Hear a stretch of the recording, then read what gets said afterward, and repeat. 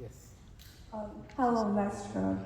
I would like to ask your approach to acoustic, because yesterday I sit in the nearly the last row of the hall, and your sound is really clear. And not only sound, I feel like your tone is really rich. And some people, some pianists I can hear the sound, but I can't hear what they want to express. But So you are sitting in the last row almost, of the hall? Okay. almost. And So this is the proof that it's absolutely great concert hall with a great acoustic.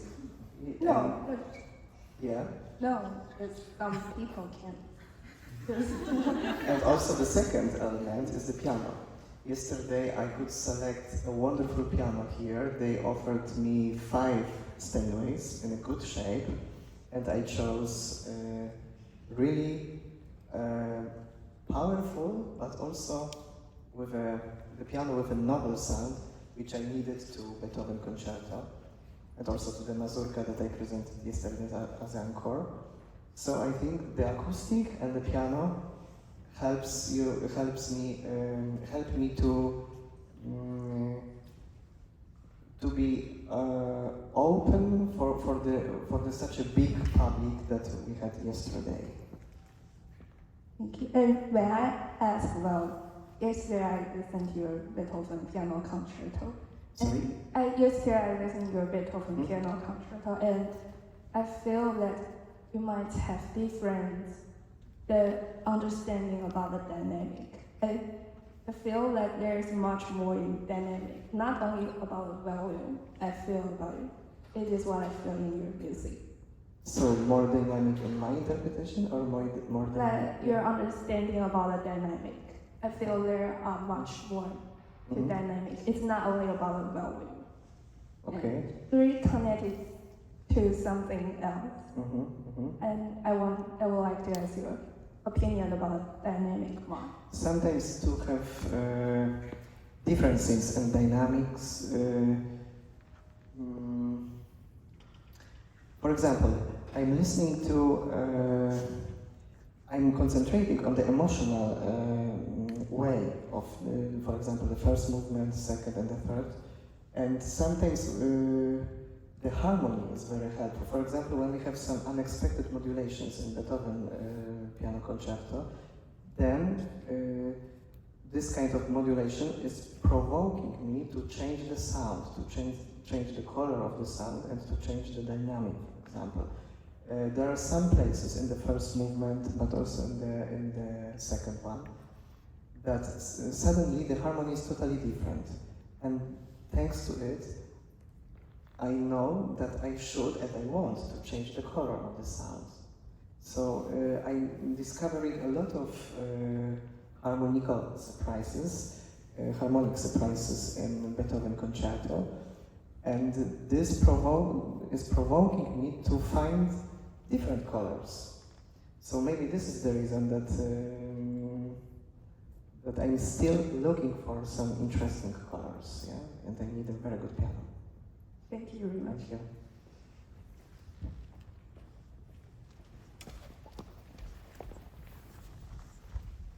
Hi, thank you for the phenomenal concert yesterday, and thank you for the masterclass, first of all.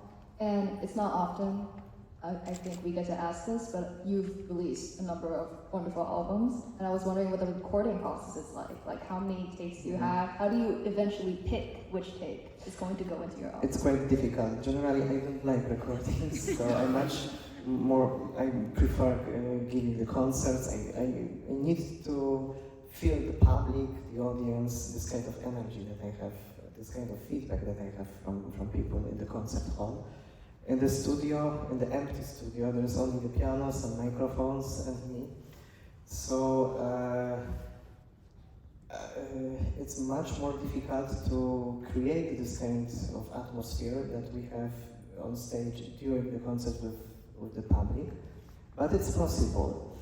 For example, when I'm in the studio, I'm trying to think about the audience, about the future audience who are listening to my recordings, my interpretation. So I'm trying to think in my imagination about the future audience. And thanks to it, I feel this kind of atmosphere similar to the concert with the public. And thanks to it, I am able to do the recording without the audience.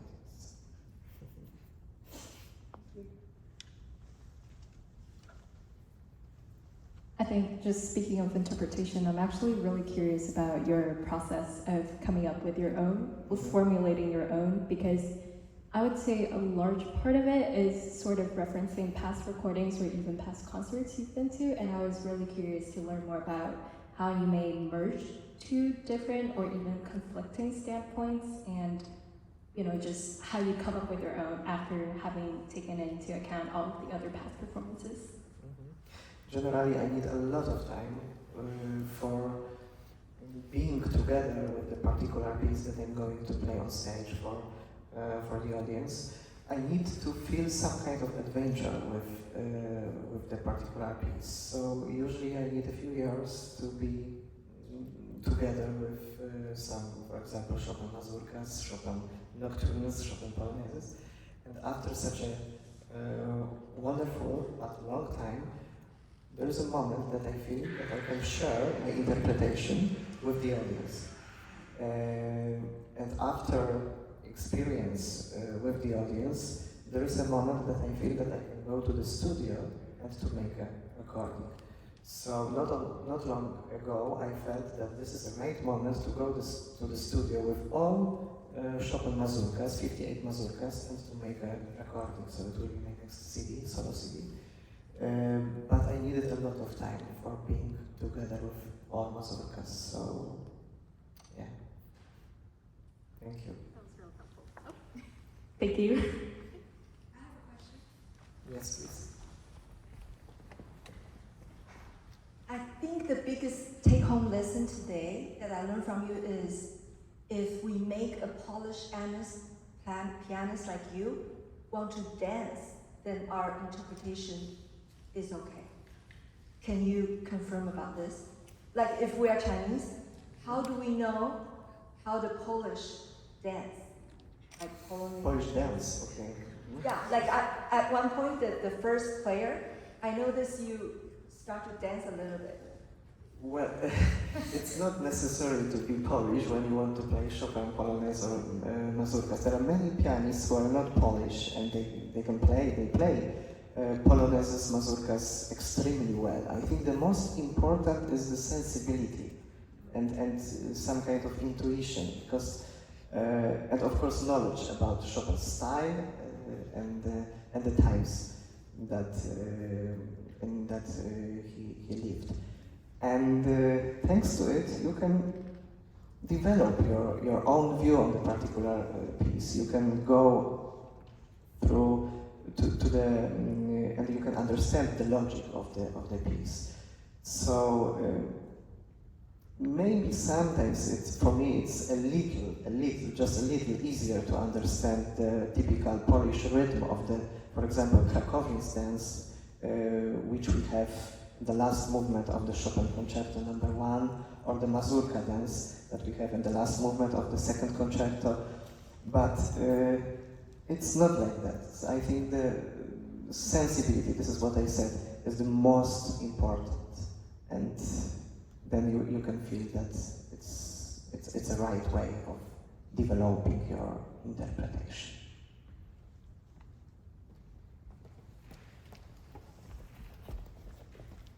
First off, thank you for coming to Taiwan, performing for us, and holding It's a this pleasure. Thank you. masterclass.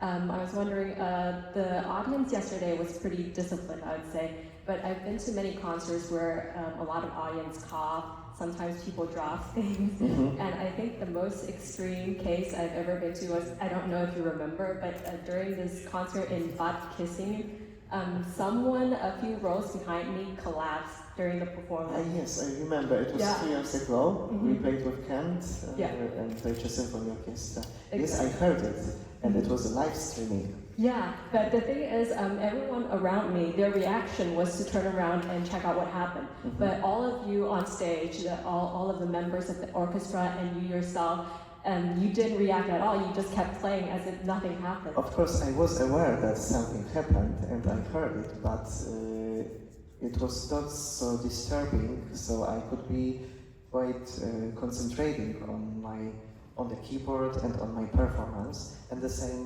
my colleagues, the musicians from the orchestra and the conductor too. So I think this is the question about the professional way of presenting our interpretation. But of course, we can hear and we are aware what is happening in the concert hall.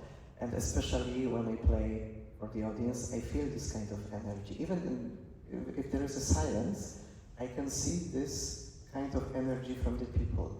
It's amazing. Yesterday was silence too. But I felt this kind of concentration, and I knew that people are together with me and they are creating together with me this amazing, wonderful musical world at that moment. It's amazing. I think maybe this is the most beautiful, one of the most beautiful things in our job. Okay, the second short question. I'm really glad to hear that you're recording Beethoven's Piano Concerto No. 3. But I think before the pandemic, you also had plans to record all of Beethoven's Piano Concerto with a string orchestra. Is that still going to happen, or has that been scrapped? Okay, unfortunately not, but I'm really, really happy to have a new project with both C minor concertos, Mozart and Beethoven, and with Maestro Nagano and orchestra from Dresden. Thank you very much. Thank you. 我跟这个重点大师您好，我想请教一下，就是说您刚才大师班的时候有多次提到说这个 Chopin roll， 可以请问一下说 Chopin roll 是什么意思啊 The meaning of Chopin roll you mentioned. The meaning of Chopin? Yes. Of Chopin? Chopin roll? Yes. What does it mean for me? Yeah. Well, Chopin means a lot to me. Thanks to Chopin, I can play all over the world. Thanks to Chopin competition. And it was always my dream to play for people all over the world. And thanks to Chopin, thanks to his music, I can do it. I can share his beauty of his music with other people. This is also very beautiful. And in pandemic, it was such a difficult situation for me because I couldn't do it.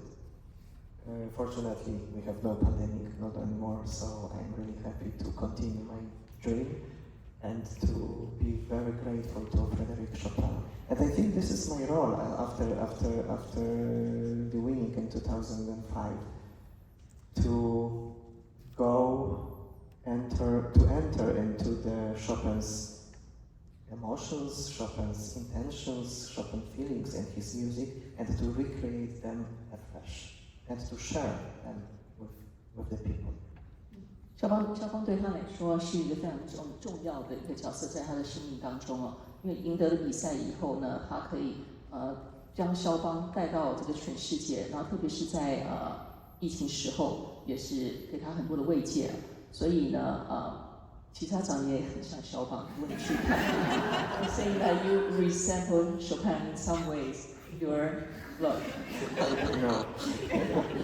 所以其实这对他来说是非常重要的一位作曲家。所以我们这次9月，其实我们有特别的要求，请他弹全场的肖邦，因为他近年来比较少弹全场的肖邦，所以要把握机会。Yes, thank you. Sorry? 所以他会9月还会再来。他是我们的那个 artist in residence。OK， 就我们这个乐季的 artist in residence， 所以他会弹协奏曲，就这一次，然后9月弹一个独奏会，然后明年6月跟 Bonsori 有一个2重奏的音乐会，各式各样不同的音乐的展现。我再一次好，我看谁比较快。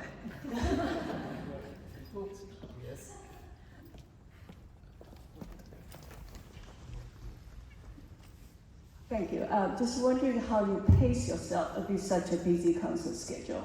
Do you do exercise or you meditate? You know, what do you do to help you relax and stay mentally sharp? I have better discipline during the competition and before than now. I am a little bit lazy, so I need more time for sleep. But I'm getting older, maybe this is the question. But I think I don't play too many concerts. I play just 50, 55, maximum 55 during one season, concert season. So it allows me to keep this right balance between a normal private life, being with my friends, with my family, and between giving the concerts, making recordings. So 50 to 55 is still yes. a week. So it's Yeah, but it's not 100 like other pianists, other my colleagues. So I think it's a good way for developing the musical career. Yes. How do you choose your music partner, like conductors and soloists, pianists, or chamber?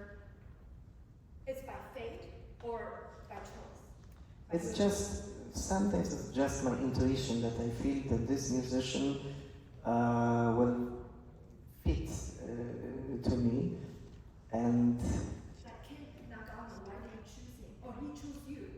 Or fate choose both? with Ken Nagano it was choosing of my agency, Italian agency. Our first concert was in Rome in December 2013, and I got an offer to play a Mozart concerto with Ken Nagano and Santa Cecilia Orchestra in Rome.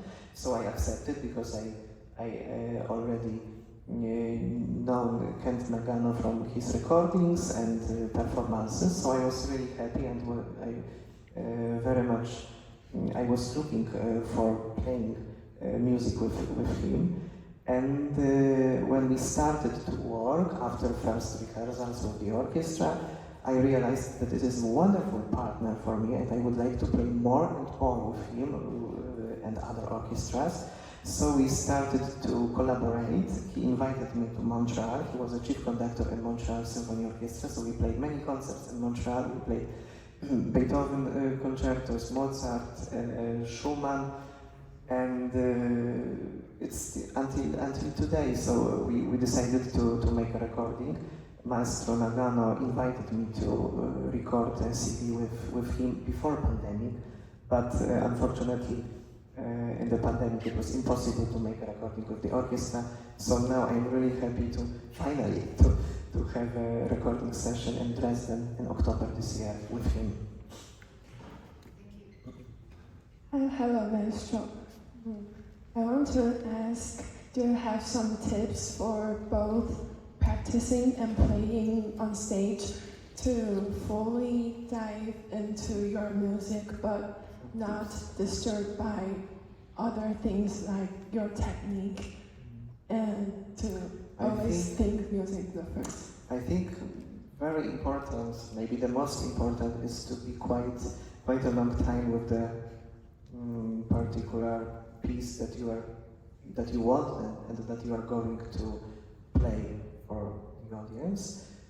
And for me, it's very important to organize some small little concerts in a small venues for a small audience before bigger venues like Carnegie Hall, London, Vienna, Musikverein, because thanks to it you have some kind of experience with a particular piece with the audience, which is very important. So usually with the new repertoire, I need around 16, 17 small performances, and after that I feel that it is the right moment to play this repertoire for bigger audience and more important venues.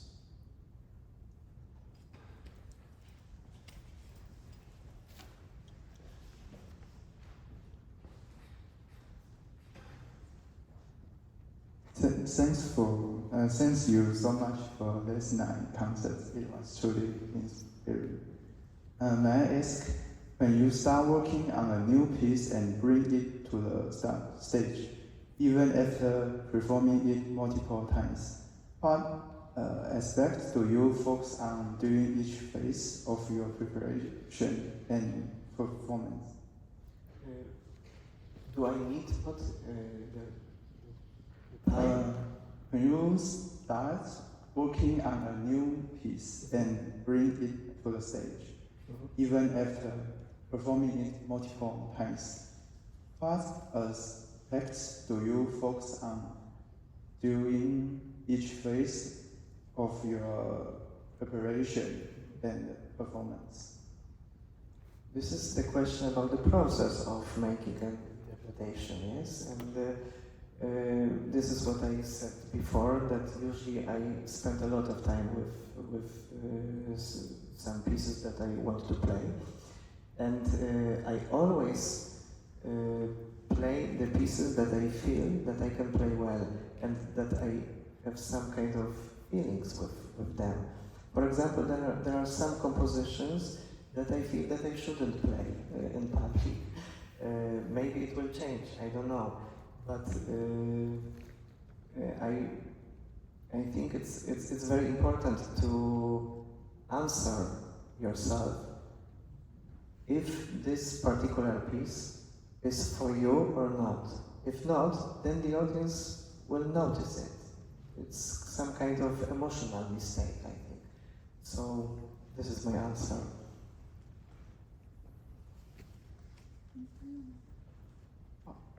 I got the question first, sorry.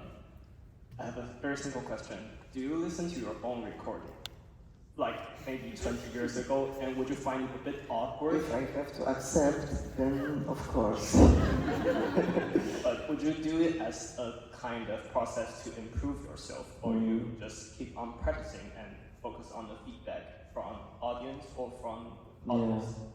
Yeah. Usually I don't listen to my recordings, but of course when I make a recording, when I'm making a recording in the studio, and I'm recording a lot of versions of one piece, then I have to listen to my recording, I have to choose the right one, and to accept the final version, and this is quite difficult, so I don't like this part of my job, but sometimes I have to do it because there are so many ways, so many possibilities to play, for example, some mazurkas in different ways. And when you have to decide that this version is the correct version and this is the only version, then I'm sick and tired sometimes. But of course, this is why I prefer the concept, that you can play the same piece in different way, in one concert, second concert, third concert, but in the recording studio it's impossible. It's possible, of course, to make a lot of versions, but after that you have to decide. So then I'm listening to my recordings, but after that, after my decision, usually I don't come back to my recordings. It's the closed chapter. It's my turn, I think. Yes, I think yeah, so. I saw it raised before. my hands many times, but it seems that I don't know why, but this is a far area from the other side. So never mind. I just want to say, I care with my daughter. Yeah, I just speak English with you. My wife is over here, so my family is here to watch your performance last night. It's very nice.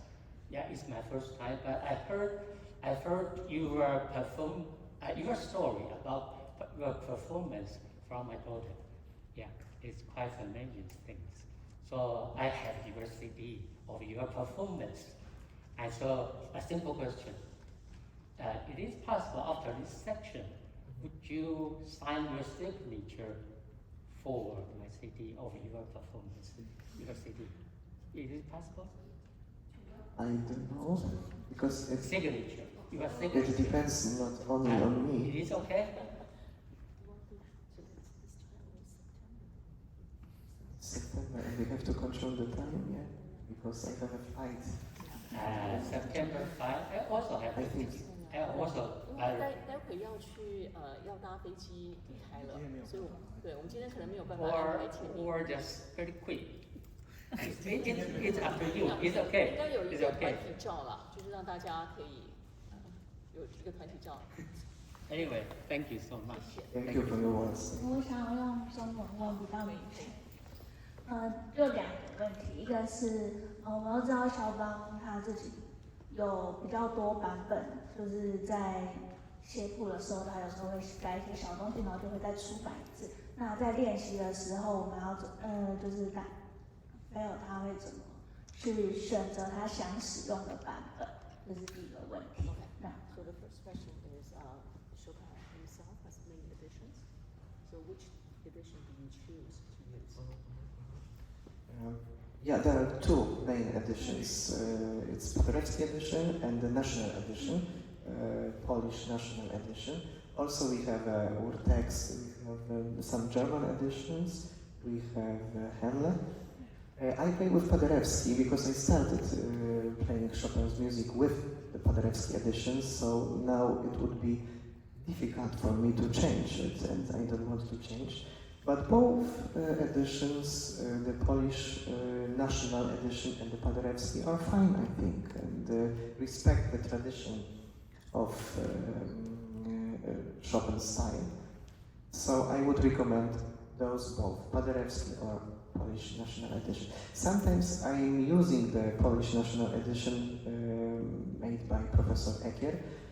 For example, in the Polonaise, Opus 53, I'm doing the fingering. There is a very interesting fingering in this place.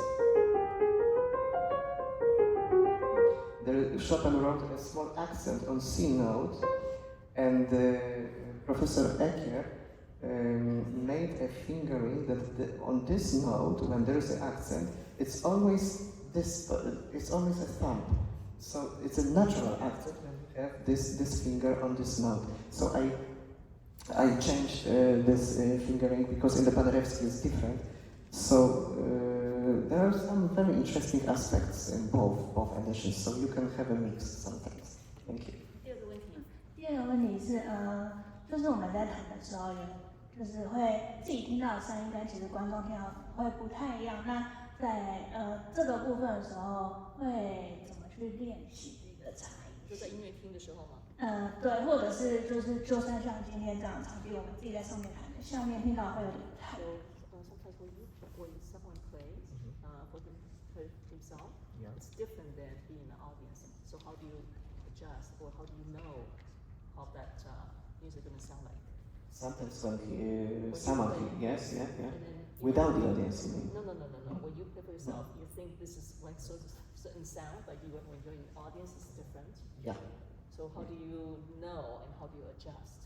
Yeah, it's very important for me to have a good rehearsal before the concert. For example, minimum 3-4 hours when I play recital, because I have to recognize the specific elements in the acoustic of the specific concert hall, and to match the, for example, voicing and the intonation of the piano to this acoustic and to my repertoire. So also it's very important to talk with the piano technician before your recital about the special preparation of the piano, special preparation of the hammers, voicing, special voicing, and many different elements. Because sometimes when I'm preparing the interpretation and many technical aspects in my studio, in my house, and suddenly I am in different acoustic of the concert hall, I have to change some, let's say, parameters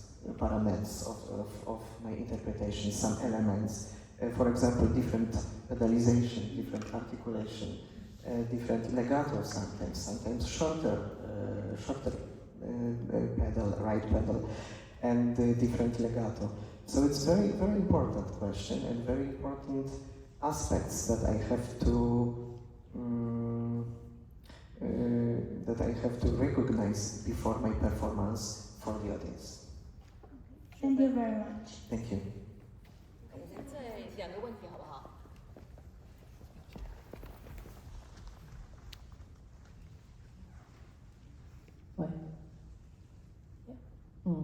I am truly curious about your musical journey. I noticed that some of your performance around 2015 seems to have a softer sound compared to those from around 2005, which feel more energetic and intense. May I ask if this change was intentional? If so, what inspired this shift in your style or in preparation of music? Also, looking ahead, what kind of artist, direction of performance style are you interested in pursuing? And thank you very much for your time and for sharing your music with the world. Thank you. So the second question was, what kind of artists are interesting? Yeah, for me, what kind of pianists? 第二个部分的问题。我还是用中文，然后你帮我翻。第一个问题是，我觉得就是知道 ，You know the first question, right? That your sound, he knows that your sound changed. Yeah, from 2015. 然后第二个问题是，就是你想要对之后的就是演奏有什么样的风格想要走这样子。What's your you predict your future style will be? You know, you change your style from 2005. You know, it's a bit difficult to answer because I am inside of this process of changing. So this is the question to the audience. So thank you for your words because it's a proof that I am changing and my interpretation is changing. Maybe there are not so big changes, controversial changes, but I feel that this is a very natural process.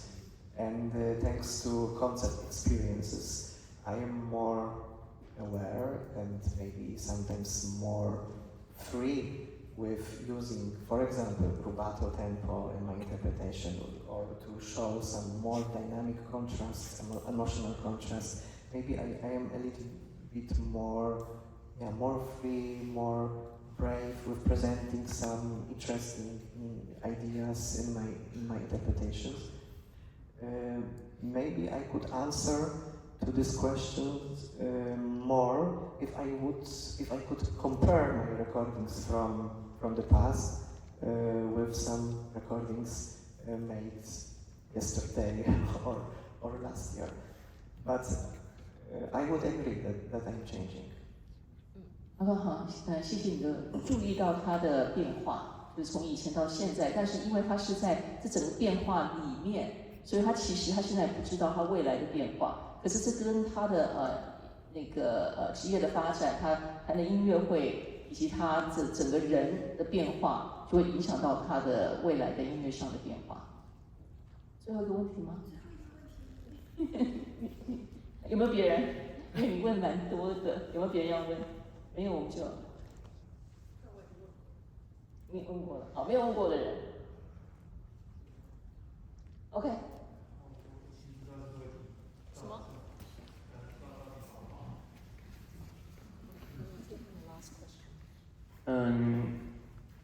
？Sorry, I use Chinese. 请问如何弹出就是肖邦的rubato？因为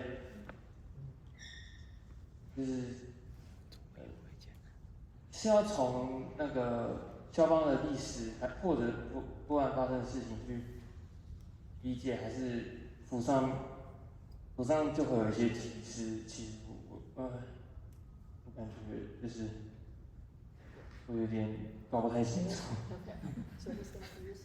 He wants to know how do you play Chopin's style of rubato? How do you decide what's the style? I hear this question very often from many journalists. It's difficult to describe, it's difficult to explain how to use rubato, because sometimes I feel that, for example, this phrase, this particular phrase from the Chopin mazurkas